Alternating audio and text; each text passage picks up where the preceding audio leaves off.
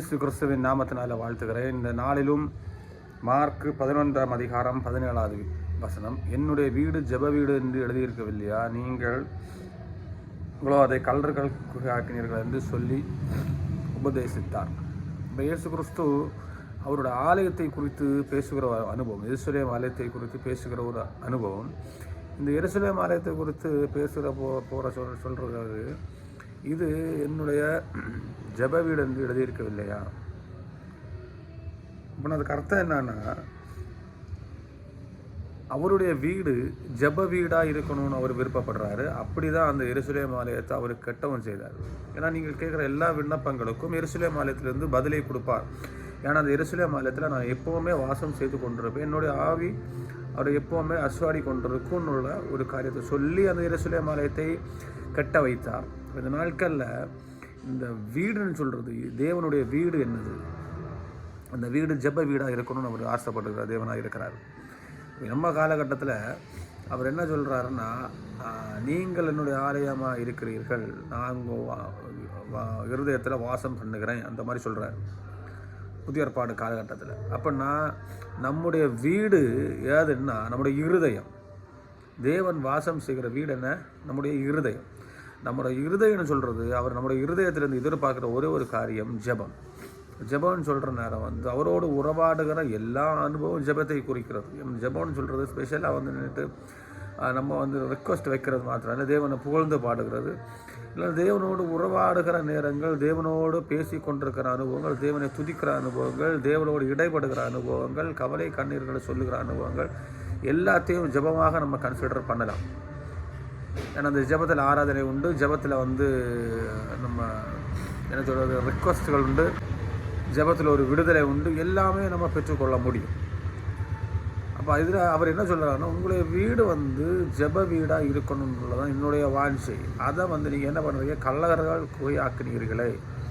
அப்போ கள்ளர்கள் குகையாக்குனீர்களேன்னா தேவனுக்கு விருப்பம் இல்லாதது அல்லன்னா அந்த ஜெப வீட்டுக்கு உள்ளாடி கள்ளன் என்ன பண்ணுவான்னா, திருடுறதுக்கு வருவான், கொல்றதுக்கு வருவான், அழிக்கிறதுக்கு வருவான். தேவன் அழகாக சொல்லியிருக்கிறார், ஜெப வீட்டில் உள்ள அந்த ஒரு ஸ்தானத்தை எடுத்து கொண்டு போகும்படியாக வருகிற அனுபவங்கள் தான் கள்ளர்கள் குகை ஆக்கினீர்கள்னா திருடிட்டு போகிற அனுபவம், நம்முடைய ஜெபத்தை திருடிட்டு போகிற அனுபவம். நம்ம கேரக்டர்ஸ், எந்தெந்த சுபாவங்கள் நம்ம அந்த ஜெப வீட்டில் இருந்து நம்முடைய இருதயத்தில் இருந்து தேவனோட வாசம் செய்யும்படியாக வைத்து கொண்டிருக்கிற பொக்கிஷமான பொருட்களை எடுத்துக்கொண்டு செல்வது தான் கள்ளர்களுக்கு வேலை. அப்படி ஒரு ஸ்தலமாக நம்ம மாற்றி வைத்திருக்கிறோமே, அந்த மாதிரி தான் அவர் ஏன் பண்ணுறார். நம்ம வாழ்க்கையில் நம்ம இருதயத்தில் தேவனுக்கு இடம் கொடுத்து தேவனுக்குடைய சித்தத்தின்படி செய்கிறவர்களாக நம்ம இருக்கிறோமா, அவருக்கு பிடித்தமான பொக்கிஷங்கள் அதுக்கு உள்ளாடி இருக்கா, தேவன் வாசம் செய்யத்தக்க வண்ணமாக நம்முடைய இருதயம் இருக்கிறதா, இல்லைன்னா கள்ளம்மார் உள்ளாடி வாசம் பண்ணிகிட்டு இருக்கிறாங்களா, நம்முடைய சிந்தனைகள், எண்ணங்கள், செயல்பாடுகள் எல்லாமே தேவனுக்கு உள்ளதாக இருக்கிறதா, இதை நம்ம கண்டிப்பாக கவனிக்கணும்.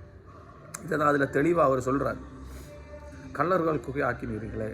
அப்போ நான் கள்ளர்களும் ஆக்கல, நீங்கள் அது கள்ளனை உள்ள வாசம் செய்யும்படியே அலோவ் பண்ணியிருக்கிறீங்க. தேவனுக்கு விருப்பம் இல்லாத எல்லா காரியமும் இருதயத்தில் நிறைந்திருந்தால் அது கள்ளர்கள் குகையாக இருக்கிறது. இதில் 16வது வசனத்தில் என்ன சொல்லியிருக்குன்னா, ஒருவனும் தேவாலயத்தின் வழியாக யாதொரு பண்டத்தையும் கொண்டு போக விடாமல். அப்போ அந்த தேவாலயத்துக்கு உள்ளாடி வழியாக ஒரு பண்டத்தையும் கொண்டு போக விடாமல். அதுக்கு முந்தின வசனம் என்ன பண்ணியிருக்குன்னா, புறாவை இருக்கிறவர்கள் இது பிஸ்னஸ் பண்ணிட்டு இருக்கிற எல்லா கேடான சுபாவங்கள் உள்ள ஒரு காரியங்களை இருதயத்துக்குள்ளாடி கொண்டு வரக்கூடாது. தேவன் வாசம் செய்கிற இடத்துல அந்த தேவனுக்கு விருத்தமான காரியங்கள் மாத்திரம்தான் நடக்கும். ஒரு பரிசுத்த காரியம் தான் நடக்கணும். அல்லாமல் நடக்கிற எல்லா காரியங்களும் தேவனுக்கு விரோதமான காரியங்கள், அது தேவனுக்கு விருப்பம் இல்லாதது. அதை தான் அவர் என்ன சொல்கிறாரு, கள்ளர்கள் குகையாக்கினீர்களா, வாரமும் போரமும் எல்லாம் ஏறி இறங்குற ஒரு இருதயமாக வைத்திருக்கிறோம். எஸ்பெஷலி எல்லாரும் அந்த மாதிரி தான் இருக்கிறோம். இப்போ நான் மெசேஜ் கொடுக்குறேன், நானும் பயங்கர பரிசுத்தமான கேட்டால் கிடையாது இல்லையா, எல்லாருக்கும் தவறுகள் இருக்க தான் செய்யும்.